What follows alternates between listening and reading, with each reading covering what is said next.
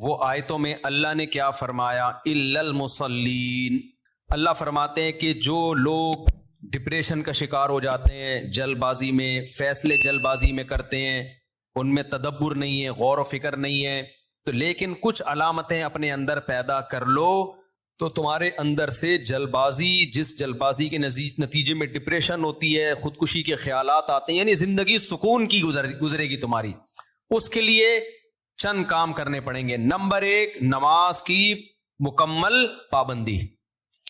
آپ یقین کر لو جتنا ڈپریشن سے نماز بچاتی ہے نا، کوئی چیز نہیں بچاتی۔ اسٹریس اور ڈپریشن کی 20 گولیاں ایک طرف، جس کا نماز میں دل لگ گیا نا، بس اس کی زندگی مزے کی بن جاتی ہے۔ اور نماز میں دل نہ لگ رہا ہو نا، کئی رکعتیں پڑھو ہمت کر کے، اصول بنا لو، جس کام میں دل نہیں لگتا نا وہ کام کرنا شروع کر دو، دل لگے گا، اور پھر ڈبل لگنا شروع ہو جاتا ہے۔ میں بہت سی مثالیں دیتا ہوں نا، دوڑا نہیں جاتا چلنا شروع کرو، چلا نہیں جاتا ہلکا ہلکا چلو، اپنے نفس پہ بوجھ ڈالو۔ دیکھو یہ ٹینشن سے بچنا ایسی چیز ہے، جو ٹینشن سے دور بھاگتا ہے نا، ٹینشن اس کے پیچھے آتی ہے، اور جو ٹینشنیں پالتا ہے وہ ہمیشہ ٹینشن فری زندگی گزارتا ہے۔ وہ ٹینشن ہے جو جائز ٹینشن ہے، جو صحت کے لیے مفید ٹینشن ہے، ان کی بات کر رہا ہوں میں۔ تو جو لوگ آپ نے دیکھا ہوگا محنتی ہوتے ہیں، سارا دن کام کاج میں مشغول رہتے ہیں، وہ خوش ہوتے ہیں، ہے یا نہیں؟ گھروں میں جو دو طرح کی خواتین ہوتی ہیں، ایک پھوڑ، نہ کام نہ کاج، کچن گندا پڑا ہوا ہے، واش روم پیمپر بچے کے اتارے یوں پھینک دیے۔ آپ دیکھنا ان خواتین کی طبیعت میں چڑچڑاپن بہت ہوتا ہے، جھنجھلانا، ذرا سے کوئی نصیحت کرو آگے سے جھنجھلا کے جواب ملے، ہر وقت ایسا لگتا ہے وہ توے پہ بیٹھی ہوئی ہے، خود بھی ٹینشن اور دوسرے کو بھی ٹینشن۔ لیکن آپ نے دیکھا گھروں میں جو خواتین بہت محنتی ہوتی ہیں، بچوں کی کیئر، شوہر کی مرضی کا خیال، گھر کو صاف ستھرا رکھنا ہر وقت، وہ خوش ہوتی ہیں۔ مردوں میں بھی ایسا ہی ہے، جتنے لڑکے آپ کے پوستی ہیں گھر کے اندر پڑے ہوئے کچھ نہیں کر رہے، ایسا لگے گا جیسے وہ توے پہ بیٹھے ہوئے ہیں۔ باپ کوئی نصیحت کرتا ہے ایک دم کیا ہو جاتے ہیں، وہ ہائپر ہو جاتے ہیں۔ آپ لوگوں نے خود بھی نوٹ کی ہے نا یہ بات۔ وجہ کیا ہے کہ جو آدمی کام کاج کی ٹینشن نہیں لیتا نا، تو اللہ اس کو اسٹریس میں ڈال دیتے ہیں۔ جو محنت کے کام نہیں کرتا اسٹریس میں ڈال دیتے ہیں اس کو، ہر وقت ٹینشن ہے، وہ چڑچڑاپن پیدا ہوتا ہے۔ اور جو محنتی ہوتے ہیں، صبح اٹھے ٹھک ٹھک ٹھک اپنے کام نمٹائے۔ میں اپنا بتا دوں، جس دن میں کوئی ٹاسک پوری کرتا ہوں کہ مجھے خیال ہوتا ہے آج میں نے یہ کام نمٹانا ہے، تو وہ نمٹا دیتا ہوں، خدا کی قسم ایسا سکون ملتا ہے نا کہ بیان نہیں کیا جا سکتا۔ وہ آپ بھی کر کے دیکھ لو، آپ ایک اسکیجول بناؤ کہ آج دن میں نے یہ سارے کام کرنے ہیں اور مغرب تک میں ان کاموں سے فارغ ہو جاؤں گا۔ دیکھو آپ کام کرنے کے بعد جب فراغت ہوگی، آپ کو ایسا سکون ملے گا کہ آپ کو سکون کے لیے کسی ٹیبلٹ کی ضرورت نہیں رہے گی۔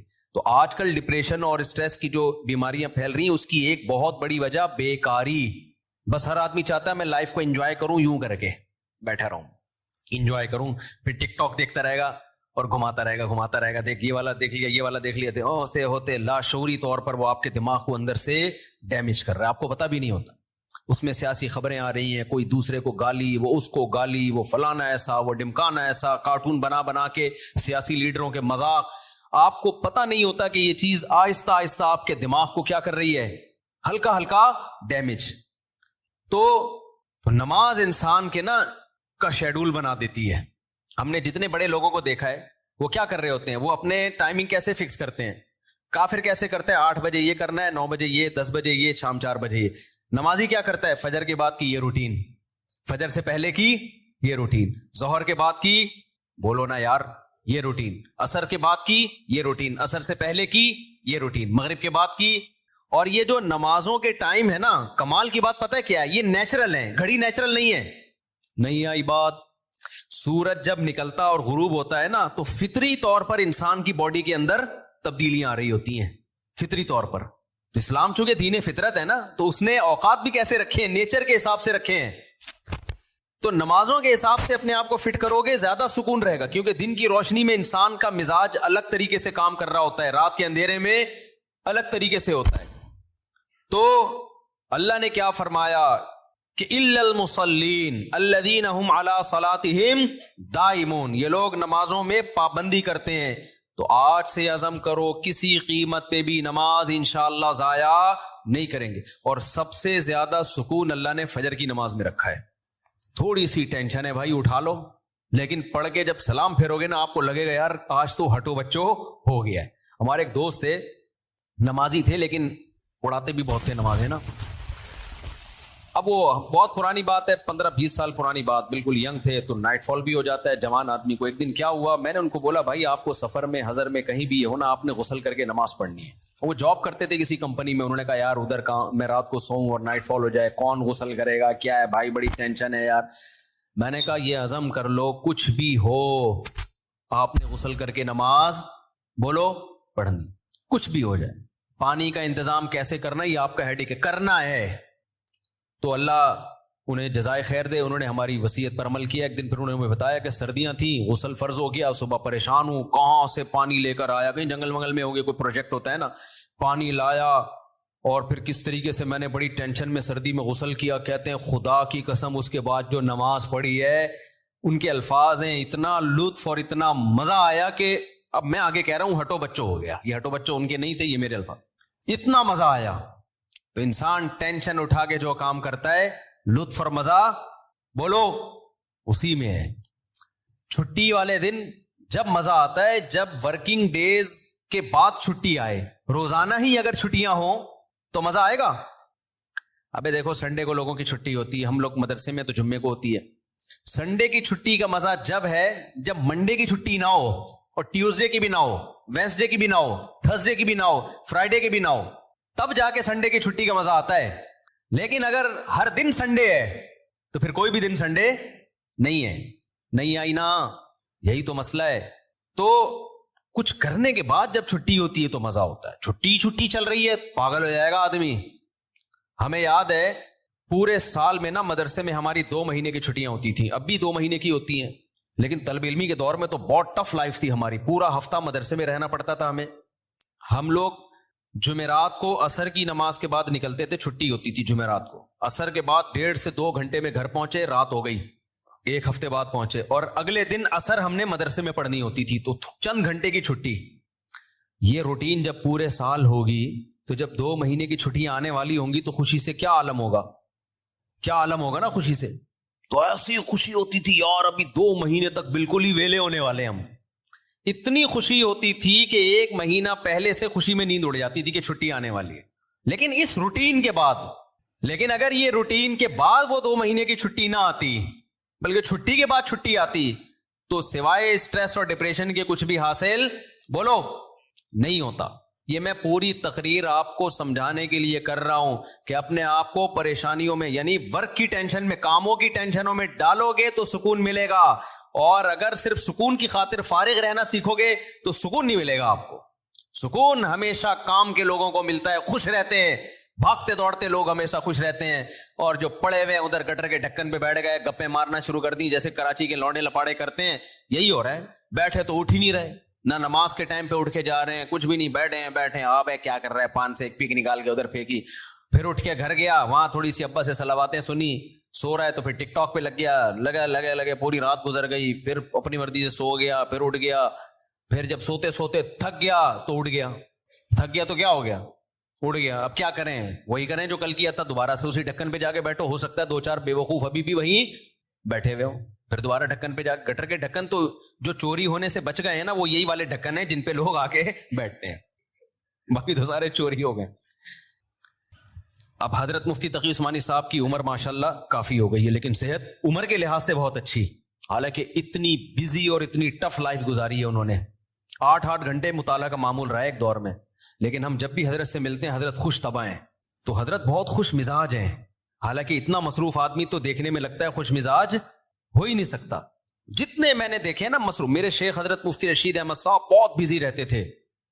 حضرت تو اتنے بزی تھے، حضرت فرماتے تھے کہ اپنی زندگی کا شیڈول ایسا بنانا چاہیے کہ ایک بوتل میں پانی بھرا ہوا ہے، بوتل میں کیا ہے، پانی بھرا ہوا، اور ڈھکن لگا دیا آپ نے. اب اس میں ایک قطرہ پانی جب جائے گا جب پرانا ایک قطرہ نکلے گا. بات سمجھ میں آ رہی ہے؟ ایک قطرے کی بھی جگہ نہیں ہے. ایک قطرہ جب اس میں جائے گا جب ایک قطرہ پہلے سے اس میں نکالا جائے گا. تو فرمایا اگر یہ قطرہ زیادہ قیمتی ہے تو پرانے قطرے کو نکالو، اس قطرے کو ڈالو. یہ قطرہ پرانے قطرے سے زیادہ قیمتی نہیں ہے تو اسی کو رہنے دو، لیکن ہوگا ریپلیس ہی ہوگا، نیا آئے گا پرانا نکلے گا. تو فرماتے تھے کہ اپنے زندگی، اپنے جو 24 گھنٹے کے اوقات کو اس طرح سے بوتل میں پانی کی طرح بھر دو کہ اب آپ کوئی اگر کام کرنا چاہتے ہو تو پرانا کوئی کام ڈسٹرب ہوگا تو پھر نیا کام ہوگا. نہیں آئی بات میرا خیال. جیسے ابھی جو روٹین چل رہی ہے نا پبلک کی, وہی کیا چل رہی ہے, کوئی بھی نیا کام کرنا چاہیں تو کر سکتے ہیں کیونکہ پرانا کوئی کام کوئی کر ہی نہیں رہے. 10 کام مزید شروع کر سکتے ہیں کیونکہ فارغ ہی فارغ ہیں. جبکہ ہمارے حضرت کا کیا تھا کہ حضرت نے اگر کوئی نیا کام کرنا ہے نا, کوئی بھی, جیسے کسی کتاب کا مطالعہ کرنا ہے تو پہلے سے جو کام ہو رہا ہے نا اس کا ناغہ کرنا پڑے گا. تو پھر اس میں کمپیئر کیا جائے گا کہ پرانا کام زیادہ قیمتی ہے یا نیا کام. یعنی کاموں کا حرج تو ہوگا کیونکہ 24 گھنٹے مصروف ہیں تو کام کا حرج تو ہوگا. لہذا اب نئے کام کے لیے ٹائم نہیں ہے. نیا کام اس میں جب داخل ہوگا جب نیا پرانے سے بھی زیادہ امپورٹنٹ ہوگا. مثال کے طور پر 24 گھنٹے آپ کا ایک اسکیجول ہے, ایک شیڈول ہے. اب نیا کام کیا ہے, آپ کی بچی بیمار ہے, ایمرجنسی میں ہاسپٹل لے کے جانا ہے, لیکن آپ کا وہ مطالعے کا ٹائم ہے یا ورزش کا ٹائم ہے یا اور کوئی بزی یا اس جاب کا ٹائم ہے. تو اب آپ کیا کرو گے بھائی, نقصان تو ہوگا, آفس کا ناغہ ہوگا, ناغہ تو ہوگا, لیکن اب یہ کام ان تمام کاموں سے زیادہ اہم. بچی کی جان تو بچانی ہے نا, یا اپنی جان ہو یا بچی کی جان ہو. تو اس طرح سے ہونا چاہیے. آپ کہہ سکتے ہیں لو بھائی یہ تو زندگی کا مزہ ہی کرکرا ہو جائے گا, 24 گھنٹے اپنے آپ کو ایسا بزی بنا کے رکھو, یہ تو انسان نہیں, یہ تو گدھا ہو گیا نا. میں سمجھا پا رہا ہوں اپنی بات جو میں بیان کر رہا ہوں, مجھے لگ رہا ہے آپ کے چہروں سے ایسا لگ رہا ہے کہ شاید میں سمجھا نہیں پا رہا. بھائی آپ کہیں گے کہ ہمیں اپنے آپ کو خوش رہنے کے لیے, شریعت پہ چلنے کے لیے 24 گھنٹے ہمیں اپنے آپ کو کیا رکھنا ہے, بزی رکھنا ہے. تو یہ تو انسان نہیں, یہ کیا ہو گیا بھائی, گدھا. تو گٹر کا ڈھکن کہاں گیا اس میں, تو زندگی کے مزہ ہی کرکرے ہو گئے. تو دیکھو 24 گھنٹے بزی رکھنے کا مطلب یہ نہیں ہے کہ مطالعے میں, پڑھائی میں اور ہر وقت ایسے کاموں میں جس سے تھکاوٹ ہی ہو, بلکہ اس میں تفریح بھی, وہ بھی ضروری کاموں میں داخل ہے. دوستوں سے کبھی کبھار بیٹھ کے گپ شپ بھی ان ضروری کاموں میں, کیونکہ دماغ کو فریش رکھنے کے لیے ضروری ہے کہ کبھی کبھار گٹر کے ڈھکن پہ جا کے بیٹھا کرے, تھوڑا ابے تبے کے ماحول میں دوست احباب سے بات چیت کر لیا کرے, تھوڑا سا ریلیکس رہے گا اور سوسائٹی میں ان رہے گا. کیونکہ جو بالکل سوسائٹی سے کٹ کے بالکل ہی پپو بن جاتے ہیں نا, وہ دنیا میں کسی کام کے نہیں رہتے, وہ کسی کام کے نہیں رہتے دنیا میں. لیکن اس کا ایک ٹائم ہو. میں اپنے دوستوں میں ایسے لوگوں کو جانتا ہوں, ہمارے ساتھ گپ شپ تھی ان کی گپ شپ بھی ٹائم سے ہوتی تھی. اس وقت وہ ہم آج وہ بہت بڑے عہدوں پہ پہنچے ہوئے ہیں. بھی چند دن پہلے ایک کا فون بھی آیا کہ آپ وہی طارق مسعود ہو جو ہمارے ساتھ کھیلا کرتے تھے, گپ شپ تھی. میں نے کہا ہاں. میں نے کہا آج کل کیا وہ بہت بڑا آفیسر بن چکا ہے, وہ نام نہیں بتاؤں گا میں, بہت بڑی فلم بن گیا بھائی وہ. لیکن اس کی روٹین کیا تھی مجھے یاد ہے. اس کی روٹین یہ تھی کہ بیٹھے ہیں نا دوست احباب تھڑے پر, ہاں چل رہا ہے, ٹائم دیکھا یار 1 گھنٹہ ہو گیا بس, یا آدھا گھنٹہ ہو گیا, کہتے میرا اسٹڈی ٹائم شروع ہو گیا. اتنے نیک بچے کراچی میں پائے نہیں جاتے, لیکن وہ تھا. یہ بات کر رہا ہوں جب ہم 16-17 سال کے تھے, اس وقت گپے مار رہے. ایسے بھی نہیں ہے کہ گپ شپ ہی نہ ہو دوستوں کے ساتھ, یہ بھی نہیں ہے. اور یہ بھی نہیں ہے کہ بیٹھے ہیں تو بیٹھے ہی ہیں, نہ. اس نے ٹائم ایک بنایا ہوا تھا, گھر کا ماحول ایسا تھا نا. تو اب آ کے بیٹھے, ابھی گپ شپ شروع کر دیا, اور بھائی ہاں ہی باتیں, کرکٹ ہم ساتھ کھیلا کرتے تھے, کرکٹ کی باتیں چل رہی ہیں, گپ شپ ہو رہی ہے. یار میرا اسٹڈی ٹائم شروع ہو رہا ہے, میں جا رہا ہوں. ہم کہتے تھے یار عجیب انسان ہے بھائی, اتنا نیک آدمی.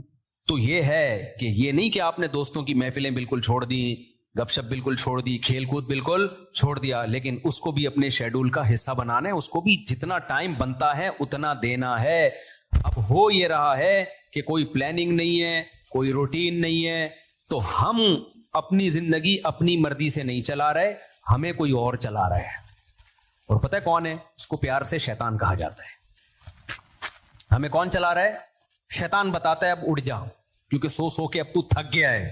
تو ہم کہتے ہیں چلو بھائی اب اڑ جاتے ہیں. شیطان بتاتا ہے کہ دوبارہ سو جا. اتوار کو لوگ کیا کرتے ہیں, چھٹی والے دن 12 بجے سو کے اٹھیں گے, اس کے بعد حلوہ پوری وہ نہیں رش ہوتا, اتنا بھاری بھرکم ناشتہ کریں گے کہ آدھے گھنٹے بعد دوبارہ سے غنودگی شروع. لہذا دوبارہ شیطان کیا کہتا ہے, اب دوبارہ کیا بنتا ہے, سونا بنتا ہے. دوبارہ سو گئے تو سارا دن سوئے, ساری رات سوئے. تو میرے بھائی خوش رہنا چاہتے ہو نا, تو اپنی روٹین بناؤ اور روٹین کو اپنے تابع رکھو. نہ یہ کہ آپ شیطان کے تابع بن جاؤ. بار بار میں ایک مثال دیتا ہوں, گھوڑے کی لگام اگر آپ کے ہاتھ میں ہوگی تو گھوڑا آپ کی مرضی سے سفر کرے گا. ابھی ہو یہ رہا ہے کہ ہم نے اپنی لگام گھوڑے کے ہاتھ میں پکڑا دی ہے, گھوڑا ہمیں بتاتا ہے کہ تو نے کدھر جانا ہے. بڑے لوگوں کی ایک بڑی زبردست بات ہے کہ اگر آپ کی زندگی گزارنے کی اپنی کوئی پلاننگ نہیں ہوگی تو آپ کسی دوسرے کی پلاننگ کا حصہ بن جاؤ گے. دیکھو یہ چرسی ہیروئنچی ہے نا, ان کی اپنی کوئی پلاننگ نہیں ہوتی زندگی گزارنے کی, یہ ہوتی ہے. اگر انہوں نے پلاننگ سے اوقات طے کیے ہوتے کہ ہم نے یہ کرنا ہے, صبح اٹھ کے یہ کرنا ہے, دوپہر یہ کرنا ہے, شام کو یہ کرنا ہے, اپنی پلاننگ ہوتی تو چرس پیتے ہی ہے. کیا ہو گیا بھائی, بولو نا, نہیں پیتے نا. اپنی کوئی پلاننگ نہیں تھی, ایم ہی اٹھ کے ایک دن نکلے, ایک دوست نے چرس پکڑائی, تو اب یہ کس کی پلاننگ کا حصہ بن گئے؟ چرس اور ہیروئن کے جو اسمگلر ہے نا, ان کی پلاننگ تھی ہم نے پیسہ کمانا ہے, تو وہ کروڑ پتی بن گئے کیونکہ ان کی کوئی پلاننگ نہیں تھی. تو یہ لوگ ان کی پلاننگ کا حصہ بن کے انہوں نے اپنا بیڑا غرق کر دیا, ان کو ارب پتی بنا دیا. ہر دفعہ ایسا ہی ہوتا ہے. آپ کی اپنی پلاننگ نہیں ہے کہ میں نے کتنی دیر فیس بک پہ بیٹھنا ہے, کتنی دیر یوٹیوب پہ بیٹھنا ہے, بس آپ نے بیٹھ گئے تو کوئی پلاننگ نہیں ہے. تو آپ دیکھتے جا رہے ہو, دماغ آپ کا خراب ہو رہا ہے. یہ اس نے اس کو گالی دی, اس نے 80 لیٹر کا کارٹون بنا دی. اپنی کوئی پلاننگ نہیں ہے کہ میں نے دیکھنا کون سا چینل ہے, کتنی دیر دیکھنا ہے, معلوماتی چینل دیکھنا ہے, ادھر ادھر دائیں بائیں چیزیں میں نے نہیں دیکھنی. نیوز بھی ایک حد تک دیکھنی ہے, بس اتنی کافی ہے ہمارے لیے آج کی تاریخ میں. یہ تھوڑی کہ نیوز ہی سنتے چلے جاؤ. کیا تحقیق کرنی آج میں نے؟ اگر نہیں ہے نا تو آپ دیکھتے چلے جاؤ گے. اور جو یوٹیوبرز یا فیس بکیے یا ٹک ٹاکرز ہیں, ان کی پلاننگ تھی کہ ہم نے ویوز بڑھا کے پیسہ کمانا ہے, تو آپ جیسے بے وقوف ان کی پلاننگ کا حصہ, آپ کا نقصان, اور وہ کروڑ پتی بن رہے ہیں. نہیں آئی بات؟ میرا خیال ہے دیکھو یوٹیوبرز ویورز کے لیے کیا کرتے ہیں. فلانے مولوی نے, مفتی طارق مسعود نے آج انجینئر کے پرخچے اڑا دیے, حالانکہ میں نے کہیں نہیں ایسے اڑائے ہوتے. وہ ایک دم وہ لگائے گا نا ایک وہ تھم نیل پہ, ابے تمہیں کیا کرنا ہے پرخچے اڑائے کہ نہیں اڑائے؟ تمہیں کسی مسئلے کی تحقیق کرنی ہے, کسی خاص مسئلے کی, تو تم اس مسئلے کو دیکھو. یار مفتی طارق مسعود نے اس مسئلے, طلاق کے مسئلے کی تحقیق کرنی ہے, یا اور کوئی مسئلہ, یار اس پہ میں سرچ کر رہا ہوں, مجھے ضرورت ہے, یا یہ کاروبار حلال ہے یا نہیں ہے, میں ڈراپ شپنگ کرتا ہوں, اب ڈراپ شپنگ ہے حلال, چلو مفتی طارق مسعود ڈراپ شپنگ لکھ کے سرچ کرو. یہ آپ کی پلاننگ ہوگی, اس میں آپ کو فائدہ ہوگا. لیکن ہو کیا رہا ہے, یوٹیوبر اٹریکٹ کرنے کے لیے تھم نیل پہ عنوان لگائے گا, مفتی طارق مسعود دوبارہ جہلم. کل ایسے ہی ہوا, میرے سامنے آتا ہے, میں نہیں دیکھتا کہ یار میں, حالانکہ میں دیکھ سکتا ہوں نا کہ کیا کہا ہے بھائی اس نے. کل ایک میرے سامنے سے ویڈیو گزری, اس پہ لکھا مفتی طارق مسعود دوبارہ جہلم پہنچ گئے. میں کراچی میں بیٹھ کے دیکھ رہا ہوں, میرا بھی دل چاہ رہا تھا نا میں کلک کروں. کیا خیال ہے یار میرے بارے میں جھوٹ کیوں بولا, کیا بولا, لیکن میں نہیں کیا کلک. میں نے کہا وہ بے وقوف ہے, ہم تھوڑی بے وقوف ہے بھائی, ہمیں پتا ہے جھوٹ ہے. جھوٹ آگے ہو سکتا ہے اندر جو مضمون ہو وہ یہ ہو کہ جانا چاہ رہے تھے لیکن نہیں گئے, ہو سکتا ہے یہ لکھا ہوا اس نے, یہ لکھا ہوا ہو, لیکن سچ لکھا ہے جھوٹ لکھا ہے, میں کیا کروں گا, میرا تو ٹائم ویسٹ ہوگا نا, میں کام کی چیز دیکھوں نا. لیکن میں نے جس ویوز دیکھے, پبلک کا رجحان دیکھنے کے لیے کہ پتہ نہیں کتنے ویوز آئے ہوئے تھے اس پہ, اور جا کے لے کے کمنٹس میں گالیاں دی ہوں گی لوگوں نے کہ بھائی کیا کر رہا ہے, جھوٹ کیوں بول رہا ہے. لیکن آپ کی جب اپنی کوئی پلاننگ نہیں ہوتی تو آپ دوسروں کی پلاننگ کا حصہ بن جاتے. اب یوٹیوبر کی پلاننگ تھی ویورز کے ذریعے پیسے کمانے, اس کو پتا ہے ایسا عنوان لگائیں گے تو دھڑا دھڑ ویوز آئیں گے, آپ کا ٹائم ویسٹ ہو رہا ہے. آپ نے جب دیکھا پہنچے تو ہیں نہیں, ٹھیک ہے نا, ایسی جھوٹ بولا ہوا اس نے, اس کے پیسے بن رہے ہیں اور آپ کا ٹائم ویسٹ, اور آپ ڈپریشن میں, پھر زبان گندی کر کے گالیاں کمنٹس میں الگ. تو ان تمام چیزوں کا آپ کو کچھ بھی حاصل نہیں ہوا, اس لیے کہ آپ کی پہلے سے کوئی پلاننگ تھی نہیں کہ کیا چیز دیکھنے کی ہے اور کیا چیز دیکھنے کی نہیں. آپ کی تھی نہیں, بس آپ نے جا کے. تو اصول یاد رکھو, آپ کی اپنا لائف سٹائل نہیں ہوگا تو آپ ہمیشہ دوسرے کے لائف کا حصہ بن جاؤ, اس کی ترقی کا حصہ بن جاؤ گے. کیونکہ دیکھو شیطان ہر وقت پلاننگ میں لگا ہوا ہے. یا تو ہوتا نا شیطان بھی پلاننگ نہ کر رہا ہوتا, ہم بھی پلاننگ نہ کرتے, تو نہ ہمیں کوئی نقصان ہوتا, نہ شیطان کو کوئی فائدہ ہوتا, نہ ہمیں فائدہ ہوتا نہ نقصان ہوتا. لیکن ہو یہ رہا ہے کہ ہم اگر پلاننگ نہیں کرتے تو ہماری پلاننگ کون کر دیتا ہے؟ شیطان. وہ اس نے بنا کے بیٹھا ہوتا ہے, فارغ ترین آدمی ہے تو اس کو اب اس کام میں لگاؤ, ٹھیک ہے نا. تو یہ بہت اہم بات ہے. تو اپنے جو لائف سٹائل کو چینج کریں, ان میں اس کی معمولات کی ابتدا کہاں سے ہوگی؟ نماز سے. سمجھتے ہو گے نہیں سمجھتے؟ ابتدا کہاں سے ہوگی یار؟ سب سے پہلے کیا کرنا ہے؟ نماز ٹھیک کرنی ہے. اب شیطان دوسرا حملہ کرے گا آپ کے اوپر. شیطان سے بڑی فلم اس کائنات میں پیدا نہیں ہوئی ہے. شیطان کہے گا ٹھیک ہے پہلے نماز تو شروع کر لے, پھر باقی چیزیں چرس بات میں چھوڑ دینا. اور یہ جو گٹر کے ڈھکن پر پوری رات بیٹھا رہتا ہے یا انٹرنیٹ پر 6 گھنٹے بیٹھا رہتا ہے, ہر وقت ٹک ٹاک پہ بیٹھا رہتا ہے, یہ اگلے سٹیپ میں پہلے نماز, تو نہ نماز صحیح ہوگی نہ اگلا سٹیپ شروع ہوگا. یہ ایسا ہی ہے جیسے ہم کہتے تھے ہفتے کے دن سے ہم پڑھائی شروع کریں گے, 1 جنوری, اگلے سال کی 1 جنوری سے. وہ 1 جنوری کبھی آتی ہے یا 1 محرم کبھی آتا ہے؟ وہ کبھی بھی نہیں آئے گا. جب جنوری آئے گی نا, آپ بولو کہ اسلامی سال سے کروں نا, 1 محرم سے کروں گا, میں مسلمان ہوں, میں انگریز تھوڑی ہوں. نہ وہ 1 محرم کبھی آئے گا نہ وہ 1 جنوری. حافظوں کو نا پہلا پارا بہت پکا یاد ہوتا ہے, پتہ ہے کیوں؟ حافظوں کو جوش اٹھتا ہے, یار کچا ہوتا جا رہا ہے, اب دوبارہ سے یاد کرو, تو پہلے پارے سے شروع کرتے ہیں, اس کے بعد جوش ٹھنڈا ہو جاتا ہے, پھر بھولنا شروع کر دیتے ہیں, پھر ناغے کرتے ہیں, پھر کئی دنوں کے بعد خیال ہوتا ہے یار قرآن بھولتا جا رہا ہوں, دوبارہ شروع کرو, پھر پہلا پارا, تو پہلا پکا ہو جاتا ہے, باقی سارا ایسے کہ ایسے ہی رہے. تو اس لیے پلاننگ میں یہ ہو کہ سب سے پہلے نماز کو مضبوط کرنا ہے, لیکن یہ نہ ہو کہ جب تک نماز ٹھیک نہیں ہوگی باقی چیزیں ٹھیک نہیں ہیں. سب چیزوں کو ایک ساتھ ٹھیک کرنا ہے, سمجھ رہے ہو؟ جس نے یہ کیا نا پہلے یہ پھر وہ, تو نہ یہ ہوگا اور نہ وہ ہوگا. اور ہر کام میں ایکسیلنسی پیدا کرنے کی کوشش تو کرنا ہے, لیکن اگر نہ ہو تو اس کام کو چھوڑنا نہیں ہے, گرتے پڑتے کرنا ہے. آپ نے نیت کر لی, جیسے نمازی بننا چاہتے ہو نا, تو نیت کرنی پڑے گی میں 40 دن تکبیر اولیٰ سے نماز پڑھوں گا, ایک نماز بھی میں 40 دن تک تکبیر اولیٰ سے نہیں چھوڑوں گا. یہ ہے ایکسیلنسی. لیکن اب کیا ہوگا, 2-4 دن کے بعد تھوڑا جوش ہلکا ہوا, ایک دن تکبیر تحریمہ کا ناغہ ہو گیا, تکبیر اولیٰ کا ناغہ ہو گیا, یا نماز کا ناغہ ہو گیا, شیطان کہے گا تیرے بس کا نہیں ہے, اب نہیں ہو سکتا. شیطان سے بولو میں نے ریکارڈ تو بنانا ہی نہیں ہے بھائی, ہو گیا نا دوبارہ سے شروع کر دوں میں, کیا خیال ہے؟ کیونکہ یہ انسان کے ساتھ ہوتا ہے, بہت مشکل ہے بھائی بالکل ایک دم سے ایکوریٹ ہو جانا. گرتے پڑتے ہی لوگ اللہ کی طرف جاتے ہیں. اگر سارے ایک دم سیدھے چلنا شروع ہو جاتے تو یہ حدیث پھر کیوں ہوتی کہ نبی صلی اللہ علیہ وسلم نے فرمایا, اللہ تعالیٰ فرماتے ہیں من تقرب الی شبرا تقربت الیہ باعا, جو ایک بالش میری طرف چل کے آتا ہے میں ایک ہاتھ اس کی طرف چل کے جاتا ہوں, اور جو میری طرف چل کے آتا ہے اتیتہ ہرولا, میں اس کی طرف دوڑ کے جاتا ہوں. یہ حدیث ہے ہی یہ سمجھانے کے لیے کہ آپ پہل تو کرو, آنا تو شروع ہو, گرتے پڑتے ہی آؤ. کچھ آپ کرو گے, کچھ کون کرے گا؟ کچھ اللہ کرے گا. تو کیا کرنا ہے بھائی, اپنے شیڈول کو, اپنے اسکیجول کو تبدیل کرنے کے لیے سب سے پہلے ابتدا کہاں سے کرنی ہے؟ نماز سے. بھائی اب زندگی میں نماز کبھی بھی نہیں چھوٹے گی. اب نماز میں اپنے آپ کو پابند کرنے کے لیے چند چیزیں ہیں.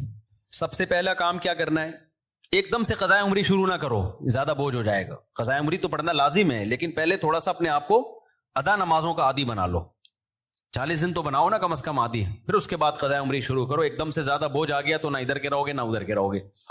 ایک دم سے نا ایک دم امام مہدی بننے کی کوشش کرتے ہیں لوگ, ایسے ایک دم صوفی بنے گا جا رہا ہے, قضاء عمری بھی چل رہی ہے ساتھ ساتھ, ہاتھ لگتا ہے کہ بس یہ کہاں پہنچ گیا ہے. وہ بخار ہوتا ہے چند دنوں میں وہ کافور ہو جاتا ہے, اڑ جاتا ہے وہ. تو نماز کا عادی بنانے کے لیے کرنا کیا ہے, اپنے اوپر کوئی جرمانہ رکھنا ہے, سزا رکھنی ہے. بھائی مجھ سے اگر فجر کی نماز چھوٹ گئی تو اس دن ناشتہ بولو نہیں کروں گا. ناشتہ اسی دن ہوگا جس دن فجر کی نماز ہوگی. سزا دو اپنے آپ کو. حکیم اختر صاحب رحمہ اللہ تعالی فرمایا کرتے تھے, یہ کتنی بڑی بے غیرتی ہے کہ اللہ نے کہا تھا نماز پڑھو فجر کی, آپ اللہ کا حکم آپ سے اتنا سا پورا نہیں ہوا اور صبح پراٹھے کھانے کے لیے ناشتے پہ بیٹھ جاتے. کتنی بڑی بے غیرتی ہے نا, کہ اللہ کی نعمتوں سے تو پھوڑنے کے لیے آ جاتے ہیں, بس جو اللہ نے کام لگایا وہ ہو نہیں رہا. تو غیرت کا تقاضا بھی ہے, فجر گئی تو ناشتہ بھی گیا. اے اللہ اب ہمارے منہ سے تو نوالا اترے گا نہیں. کتنا مزہ آتا ہے صبح ناشتہ کرنے میں نا, آپ کو نہیں آتا, مجھے تو بہت آتا ہے. خیر کتنا لطف ملتا ہے جب بھوک لگ رہی ہو اور انسان مزے کا ناشتہ کرے. تو یہ اللہ ہم سے کام بہت کم لیتا ہے, نعمتیں ہمیں بہت زیادہ دیتا ہے, اور اس فجر پڑھنے میں بھی ہمارا ہی فائدہ ہے, سکون ہمیں ہی مل رہا ہے, صحت بھی اچھی ہوتی ہے, جلدی اٹھنے میں آکسیجن ملتی ہے. اور صبح کی جو دھوپ ہے نا, یہ جو ٹھنڈی دھوپ ہوتی ہے صبح کی, سرخ دھوپ, یہ وائٹامن ڈی بہت تیزی سے بڑھاتی ہے باڈی میں لگے. دھوپ ویسے بھی وٹامن ڈی بڑھاتی ہے چاہے دوپہر کی دھوپ ہی ہو, لیکن صبح کی دھوپ ہے جب سورج سرخ ہوتا ہے, یہ والی دھوپ بہت زیادہ آپ کی باڈی کو مضبوط کرتی ہے, ہڈیوں کو مضبوط کرتی ہے. تو ہمارا ہی فائدہ اس میں. تو اپنے آپ کو نماز کا پابند بنانے کے لیے کیا کرنا ہے, بھائی فجر چھوٹ گئی, ناشتہ گیا, ظہر چھوٹ گئی تو کچھ پیسے رکھ لو. ہر آدمی اپنے حساب سے پیسے رکھے کہ اتنے پیسے میں. اب میں یہ نہیں کہوں گا کہ ظہر چھوٹ گئی تو لنچ بھی گیا, کیونکہ سزا اتنی دے انسان جتنی افورڈ کر پائے, ورنہ ہوگا یہ کہ آپ نہ سزا پہ عمل کرو گے نہ نماز. بہت زیادہ سزا دینا بھی ٹھیک نہیں ہے. اب مثال کے طور پر آپ نے کہا کہ فجر گئی تو میں اپنی گردن ہی اڑا دوں گا, تو کون اڑائے گا بھائی؟ خام وہ بات کرو نا جو پاسبل ہے. یا فجر ہو گئی تو اپنے آپ کو سگریٹ, فجر گئی تو سگریٹ سے جلاؤں گا اپنے آپ کو, تو سزا اتنی جو افورڈ. یا فجر گئی تو 10 لاکھ روپے صدقہ کروں گا, ایسا نہیں ہوتا. نہ 10 لاکھ صدقہ کرے گا بھائی, اتنا نیک ہوتا تو پڑھی نہ لیتا. تو سزا اتنی ہونی چاہیے جو اتنی ہلکی بھی نہ ہو کہ کوئی تکلیف ہی نہ ہو, اور اتنی بھاری بھی نہ ہو کہ سزا ہی نہ دی جا سکے. وہ ہر آدمی خود فیصلہ کرے اپنے بارے میں. تو اور نبی صلی اللہ علیہ وسلم نے ارشاد فرمایا, دیکھو اسلام میں جتنی فضیلت نماز کی ہے کسی حکم کی اتنی فضیلت نہیں ہے. آپ صلی اللہ علیہ وسلم نے فرمایا, دیکھو قیامت کے دن جب اللہ کا دربار لگے گا, ہم دنیا میں جب کوئی بڑی مجلس ہوتی ہے تو ایسی محفل میں جہاں کوئی حاکم وزیر اعظم آیا ہوا ہو, ہر ایک کی کوشش ہوتی ہے آگے. ڈاکٹر ذاکر نائک کا جب پروگرام, کتنے لوگ یار ہمیں آگے سیٹ مل جائے, ہمیں آگے سیٹ مل جائے. تو یہ تو کچھ بھی نہیں ہے بھائی. اصل تو وہ دربار ہوگا جو اللہ کا لگے گا قیامت کے دن. تو اس میں جس کو آگے سیٹ ملے گی نا, حقیقت میں وہ واقعی فخر کرے گا. تو نبی صلی اللہ علیہ وسلم نے فرمایا اس دن آگے کا ٹکٹ کس کو ملے گا؟ حدیث کا مفہوم بیان کر رہا ہوں کہ نمازوں میں جو سب سے آگے ہوا کرتے تھے, اگلی صف میں ہوا کرتے تھے. کیونکہ اللہ کا ایک دربار دنیا میں لگتا ہے جس میں اللہ نظر نہیں آتا ہمیں, بس ایمان لائے ہیں بھائی اللہ کا دربار ہے, تو غیب ہے. تو اس میں جو آگے آگے ہوگا, تو جب سچی مچی کا دربار لگے گا جس میں اللہ موجود ہوگا, تو نبی صلی اللہ علیہ وسلم نے فرمایا جو صف میں سب سے آگے ہوتے تھے قیامت کے دن بھی وہ اللہ کے ہاں سب سے آگے ہوں گے, اور جو صفوں میں جتنا پیچھے ہوتے تھے قیامت کے دن بھی وہ صفوں میں اتنا پیچھے ہوں گے. کچھ لوگوں کی عادت ہوتی ہے ایک رکعت نکالنا فرض ہے. ہمارے محلے میں ایک صاحب ہوا کرتے تھے, فجر میں لازمی ایک رکعت نکلتی تھی ان کی. اچھا فجر 5 بجے ہو رہی ہے تو وہ 5:05 پہ آ رہے ہیں. ہم ان سے کہتے تھے یار ایک رکعت کیوں نکالتے ہو, تھوڑا 2 منٹ پہلے آ جاؤ. کہتے یار اصل میں رات کو نیند پوری نہیں ہوتی. پھر جب نماز 5:15 پہ ہوئی تو بھی ایک رکعت نکل رہی ہے. یہ ایک بیماری ہے, میں آپ کو بتا رہا ہوں بھائی. اب تو 15 منٹ زیادہ مل گئے نا, تو زیادہ مل کے ان کی نیند اسی حساب سے آگے جا رہی ہے. حتیٰ کہ سردیوں میں جب 6:45 پہ نماز ہو رہی ہے پھر بھی ایک رکعت نکل رہی ہے. تو یہ جو آزار ہوتے ہیں نا کہ یوں ہو رہا ہے بھائی, جس نے پڑھنی ہوتی ہے وہ آ جاتا ہے, نہیں پڑھنی ہوتی, جس کی ایک رکعت نکلنی ہے وہ ایک ہی نکلتی رہے گی قیامت تک. جس کی 2 رکعت نکلنی ہے, اتحیات والے بھی ہوتے ہیں, اتحیات میں آ رہے ہوتے ہیں, وہ ہمیشہ آپ دیکھنا اتحیات میں ہی ہوں گے. اور کچھ ایسے ہوتے ہیں جماعت ہی پوری نکلتی ہے ان کی, وہ ہمیشہ سلام پھیرنے کے بعد تشریف لا رہے ہوں گے, بولے گا ابے یار یہ کیا ہو گیا. تو اور کچھ ایسے ہیں جنہوں نے پڑھنی نہیں ہے.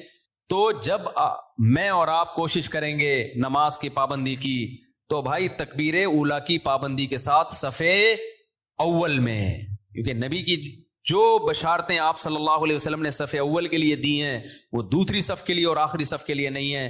آپ صلی اللہ علیہ وسلم نے فرمایا لوگوں کو اگر پتا چل جائے کہ صف اول میں کتنا ثواب ملتا ہے تو اتنی لڑائیاں ہوں کہ قرآن اندازی کی نوبت آئے.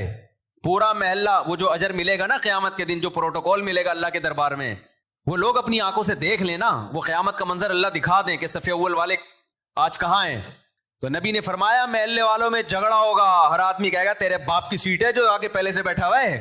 صحیح ہے نا, ہر آدمی جھگڑا کرے گا, ابے تیرے باپ کی جگہ ہے جو میں بیٹھوں گا یہاں پہ, وہ کہے گا میں بیٹھوں گا. اتنی لڑائیاں ہوں گی کہ فیصلہ کس سے کیا جائے گا؟ قرعہ ڈالا جائے گا.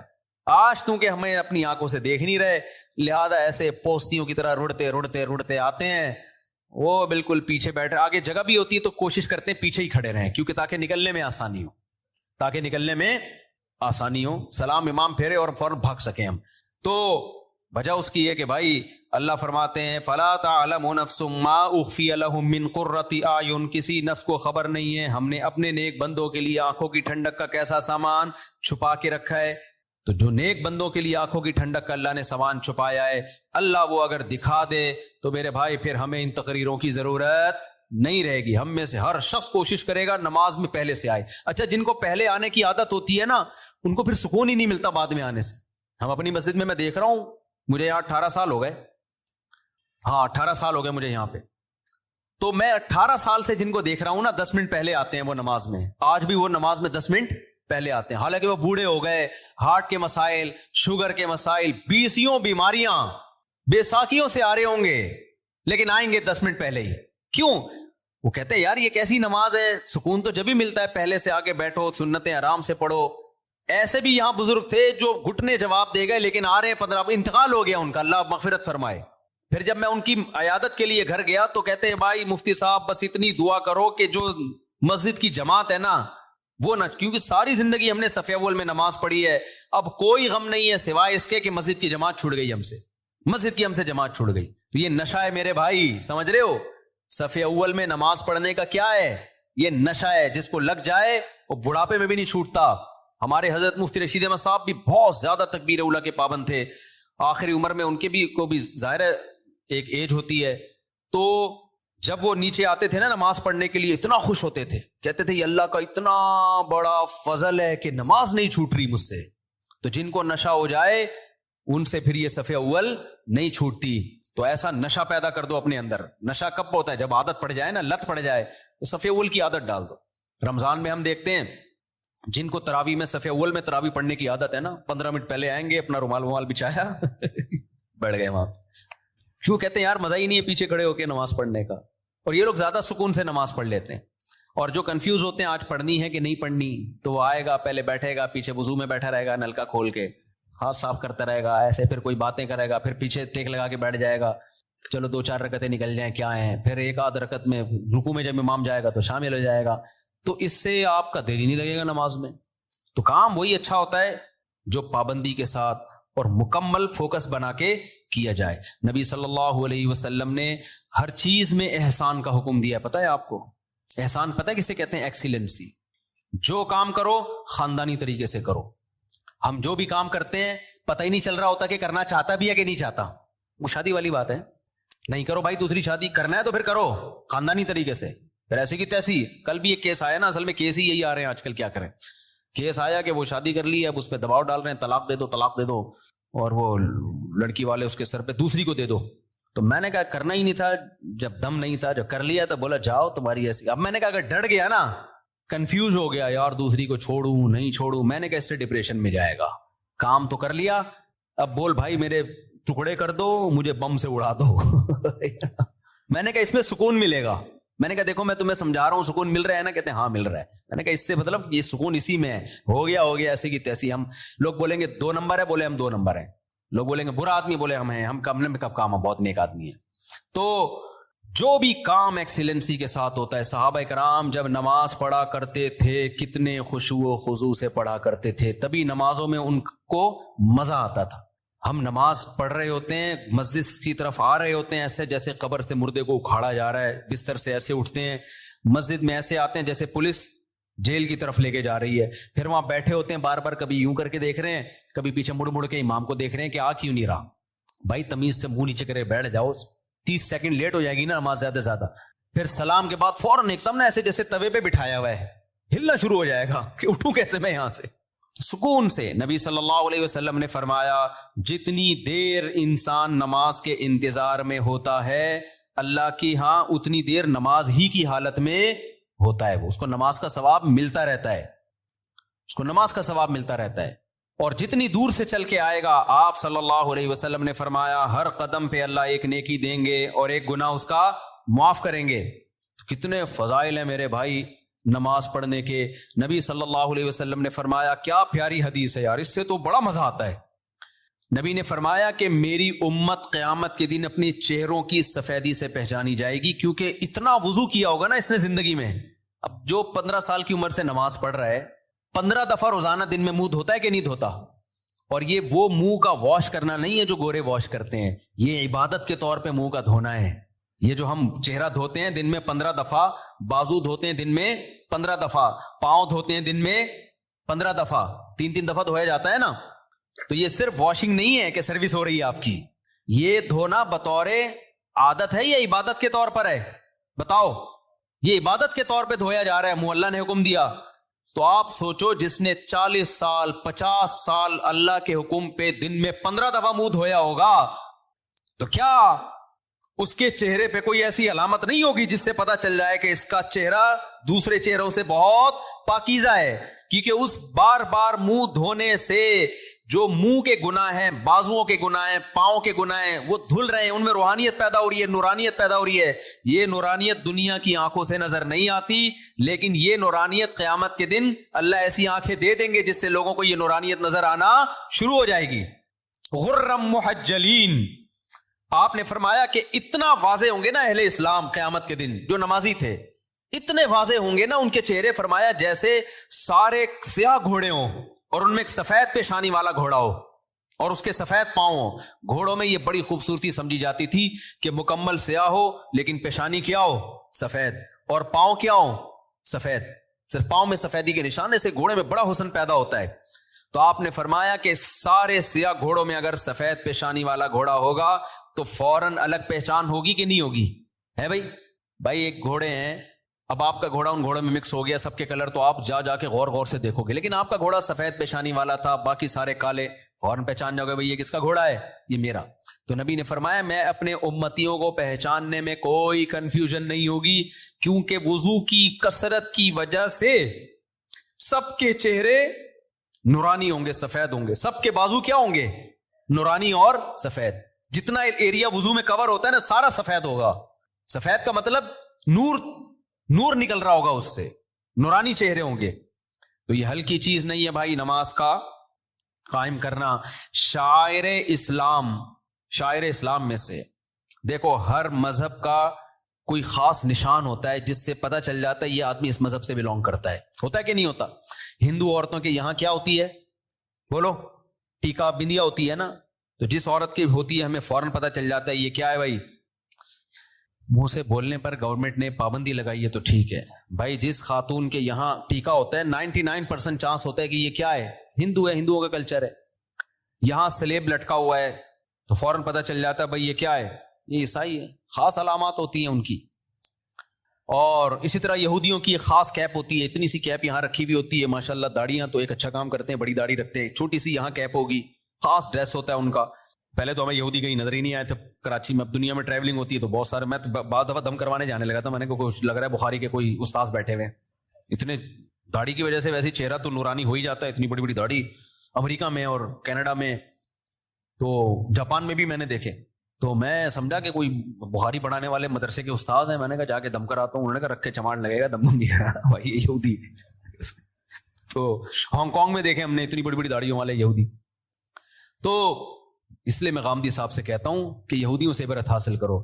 یہودیوں کا مذہب اتنا پرانا، پھر بھی داڑھی کا انکار نہیں کیا اب تک انہوں نے. اتنے لبرل، اتنے سیکولر ہو گئے کیونکہ تورات میں داڑھی لکھی ہوئی ہے، موسیٰ علیہ السلام کی تعلیمات میں تھا داڑھی بڑھاؤ. تو کتنا کچھ یہودیوں نے اپنے دین کو چینج کر لیا، داڑھی اپنے مذہب سے نہیں نکال سکے. اور ہمارے مسلمان اسکالر، جبکہ ہمارے پاس نبی کی بخاری مسلم کی صحیح حدیث ہے، آف اللحا، داڑیاں بڑھاؤ. خود نبی کی داڑھی، اور حکم دیا جا رہا ہے رکھو نہیں بڑھاؤ. تبھی کم از کم ایک مٹھی واجب ہے، اس لیے کہ بڑھانے کا حکم ہے. اگر ایک مٹھی سے بھی کم ہوگی تو بڑی بھی تھوڑی ہوگی. پھر وہ اہل حدیث تو اس کی ظاہر پر عمل کرتے ہیں کہ بھائی بڑھاؤ. اچھا اس میں لوگ اہل حدیثوں کا مذاق اڑاتے ہیں، اتنی بڑی بڑی داڑیاں. میں کہ تم مذاق مت اڑاؤ. وجہ اس کی ہے کہ بہرحال وہ کس کا سہارا لے رہے ہیں؟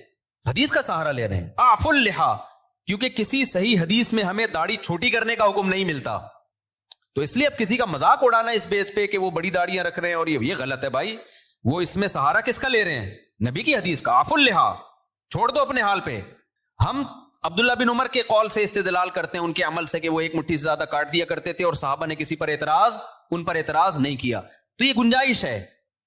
تو لیکن نص تو ہے نا بہرحال ان کے پاس، تو اس میں مذاق نہیں بنتا کہ آپ مذاق اڑانا شروع کر دیں یا کسی کی نیت پہ شک کرنا شروع کر دیں. بہرحال اسلام میں حکم داڑھی کاٹنے کا نہیں ہے، کس کا ہے؟ بڑھانے کا. تو حامدی صاحب نے کیا کیا؟ انکار کر دیا کہ ایکچولی کلچر تھا. بھائی کلچر تھا تو نبی آرڈر کیوں دے رہے ہیں؟ نبی ان کا کلچر تو عربوں کا کھجور کھانا بھی تھا، تو آپ نے کھجور کھانے کے آرڈر دیے ہیں کہ عربوں کا کلچر تھا لنگی پہننے کا، آپ نے کہیں لنگی کا آرڈر دیا ہمیں؟ عربوں کا کلچر تھا گدھے کی سواری کا، تو آپ نے آرڈر دیا ہمیں گدھے کی سواری کرو؟